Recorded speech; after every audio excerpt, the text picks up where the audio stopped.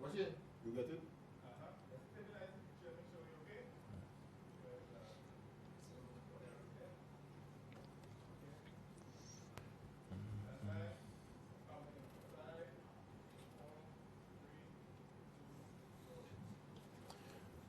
Fellow Dominicans, at home and abroad, residents, friends, and well-wishers.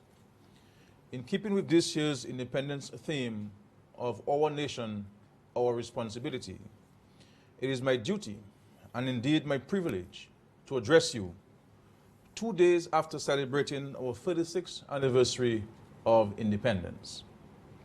On 3rd November, in my Independence Day address, I made reference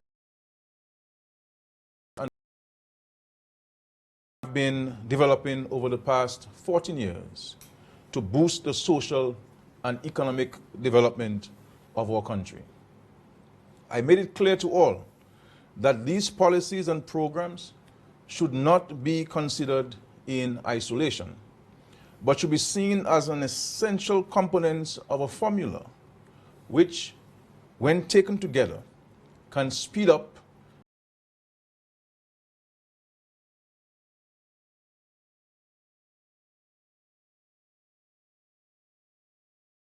more and more Dominicans will be able to acquire the necessary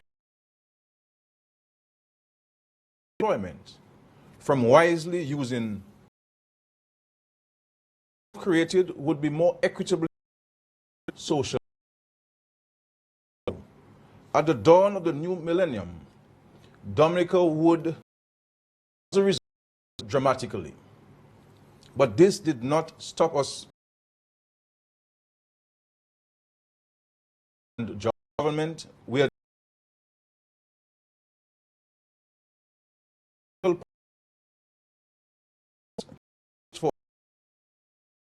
confidence in our country by the international economy. Modern is that especially single parents, the poor, and the disabled. We were an economic that were necessary to bring about new thinking and behavior, culture, entrepreneurship, and the development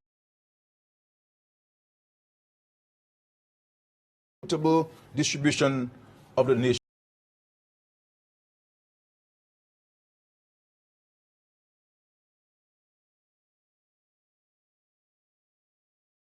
Central government and communities.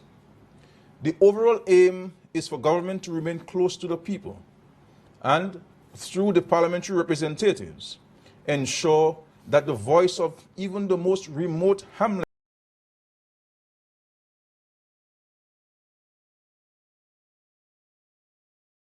of Dominica. By 2014, and cities up to an acceptable standard.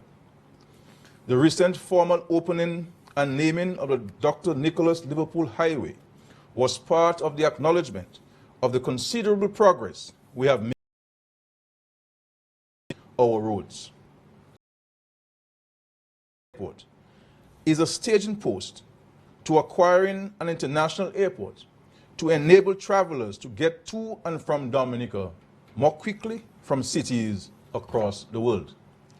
I have already shared with you the news that your government has signed an MOU with a private company in the People's Republic of China for the construction of an international airport in Crompton Point using the build, operate, and transfer model.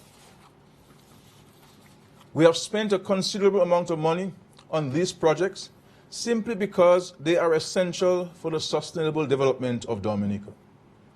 We have to do these things if we are to survive and prosper in the new, highly competitive global village. The apex or keystone of the plan is the development of our own affordable, efficient, clean, and reliable energy. As you know, we have enormous supplies of geothermal energy under our feet. Within the previous 14 years, your government has invested over $54 million on the exploration and development of geothermal. With the support of our carefully chosen partners in development, we are on the threshold of producing geothermal energy in commercial quantities by 2016. This will make electricity affordable for lighting up our homes and streets and driving our machinery. Already, the government of France has given its commitment to increasing its investment in this project with a view to supplying electricity to Martinique and Guadeloupe. Cheaper electricity will also boost our manufacturing sector. The preservation of our environment, improvement in the infrastructure, and the spread of the entrepreneurial culture will enable more Dominicans to earn a living from ecotourism.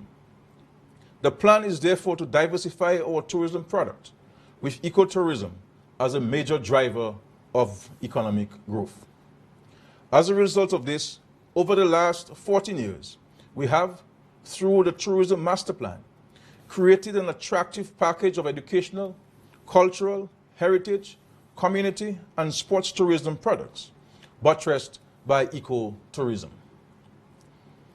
A renovated Roosevelt City and an enhanced Portsmouth town will become major tourist destinations, giving access to the heart and soul of Dominica.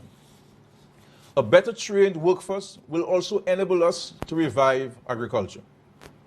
My government is committed to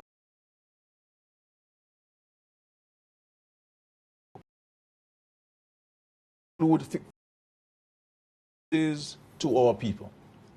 We have promised to continue spending money on communal and cultural development, on education, on technical and entrepreneurial training, on infrastructural development, and on the creation of wealth from our natural resources.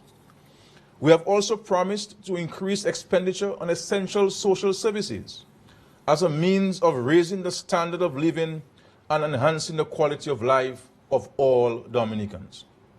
We have given a commitment to improve the health services, including the construction of a new general hospital and giving our citizens free access to these services.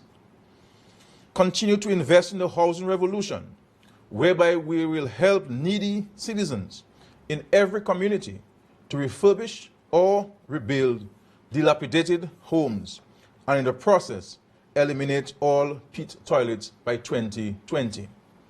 Continue to construct at least 1,500 affordable homes. Continue to empower young people.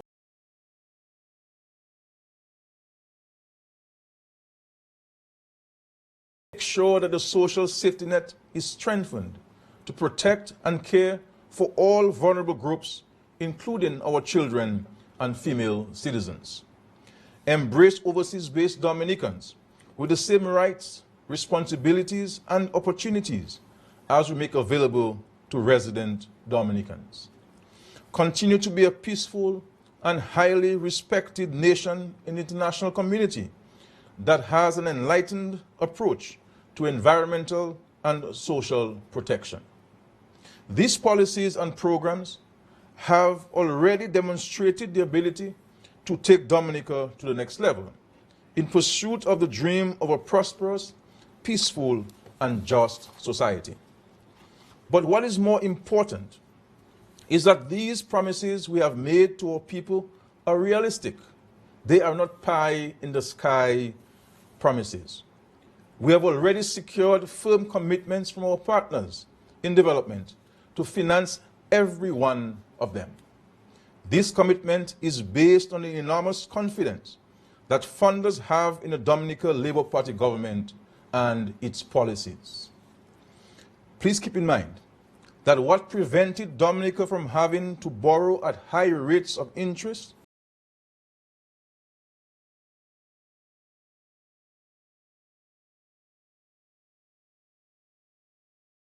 that was based on pursuing our national interests and not what others tried to dictate to us. I personally recalled making critical decisions about establishing and strengthening diplomatic relations with countries such as the People's Republic of China, the Bolivarian Republic of Venezuela, and the Kingdom of Morocco. Continued funding for these projects will depend on the assurance from any new government of Dominica that it will not undermine relations with any of our funders or any of the 96 countries and international agencies which support our development. We therefore need to send a clear message to the external world that Dominica is a stable and reliable partner in development. We also need to assure them that there will be no return to the recklessness that nearly ruined the economy and reputation of Dominica in the closing years of the 20th century. Most important, we need to ensure that Dominica will not be forced, like other countries in the region, to cut social services to our people and turn back the clock of social development. We cannot revert to the backward thinking and behavior. Fellow Dominicans living at home and abroad, it is against this backdrop of a phenomenal record of achievement by your government and a clear and realistic vision for the future that I have decided it is necessary to seek a new mandate from you, the citizens of our country. The success of our social and economic development strategy will depend on the messages we send to the world, and particularly to our development partners. Do we wish to continue on a progressive trajectory, or will we reversal of the strides we have made over the past 14 years? Shall we maintain strong diplomatic and other relations with those who have befriended us, or shall we go off on a fishing expedition in regards to foreign policy and international relations? Shall we to maintain responsibility for our pathways to progress, or shall we ascribe such to Europeans interested only in the sale of Dominican passports? These are crucial questions, ladies and gentlemen, that need to be asked and answered in the coming weeks as we elect a group of citizens best suited to administer the affairs of state. A wrong decision at this time could retard the progress and set this country back 10 or even 20 years. That would be disastrous for Dominica going into the third decade of the 21st century.